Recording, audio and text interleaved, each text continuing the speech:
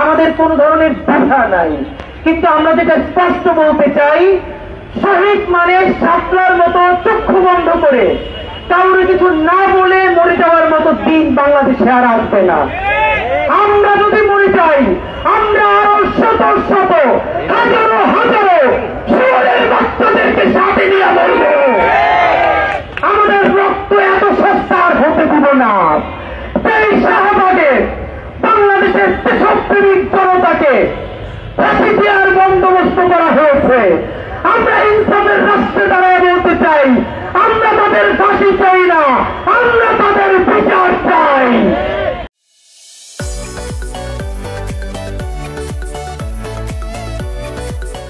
ইনসাফের বাংলাদেশে শাপলা গণহত্যার বিচার করতে হবে, পিলখানা হত্যাকাণ্ডের বিচার করতে হবে, জুলাই গণহত্যার দৃশ্যমান বিচার আগামী 36শে জুলাইয়ের মধ্যে যদি শুরু করা না হয়, জুলাই জনতা কি করবে তা আগামীকালকে এইখানে ইনকিলাব মঞ্চের শহীদ সমাবেশের ঘোষণা করেছে, যেখানে শত শত শহীদ পরিবার থাকবে।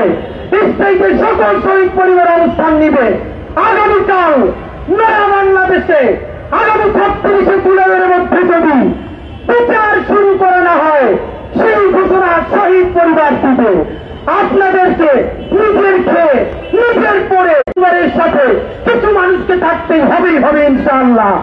আপনাদের কাছে শুধু জানাতে চাই, সময়ও যদি বৃদ্ধি হয়ে যায়, এম্বাসির কথা বলে দিল্লিতে গিয়ে অবস্থান নেয়, আপনারা অন্তত 10টা মানুষ আছেন কিনা যারা জীবন যাবে কিন্তু বিচার থেকে নিজেদেরকে সরিয়ে নেবেন না? হাত তুলেন ভাইরা আমার। আল্লাহর কাছে ওয়াদা করছি, ইনসাফ নিশ্চিত না হওয়া পর্যন্ত আমরা রাজপথ ছেড়ে যাব না। জুলাই আগস্ট বিপ্লব কেন হয়েছিল আমরা জানি। জুলাই আগস্ট বিপ্লবের পরে বর্তমান কি অবস্থা চলছে তাও আমরা দেখি।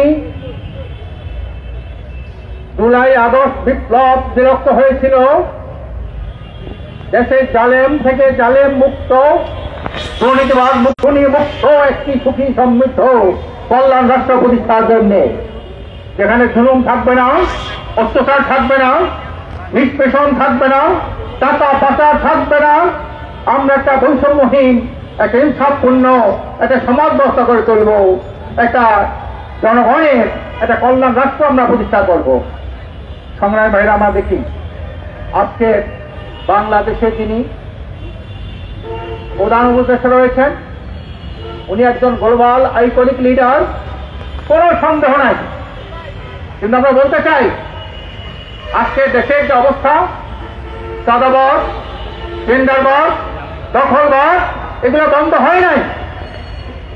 আমি বলতে চাই, ডক্টর ইউনূস সাহেবের চেয়েও যদি সম্পন্ন 10 গুণ যোগ্যতা সম্পন্ন লোক ক্ষমতায় বসে, দেশের এই অরাজকতা, রাজনৈতিক দুর্বৃত্তায়ন, চাঁদাবাজ, সন্ত্রাস, এগুলা বন্ধ উনি করতে পারবে না, ধর্ষণ বন্ধ করতে পারবে না।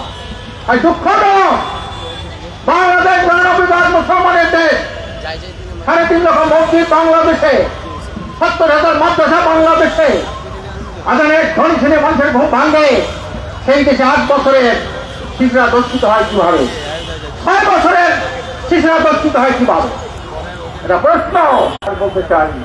ডক্টর ইউনূস সাহেবের পক্ষে উনি অনেক দক্ষ লোক, অনেক ভালো লোক, অনেক দক্ষ মানুষ, কিন্তু এইগুলি বন্ধ করতে পারবে না।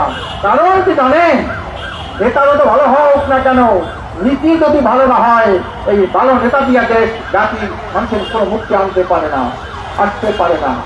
আমি পরিষ্কার বলতে চাই, ডক্টর ইউনূস সাহেবকে বলতে চাই, 53 বছর আমরা দেশ দেখেছি, 53 বছরে বিভিন্ন দল ক্ষমতা আমরা দেখেছি।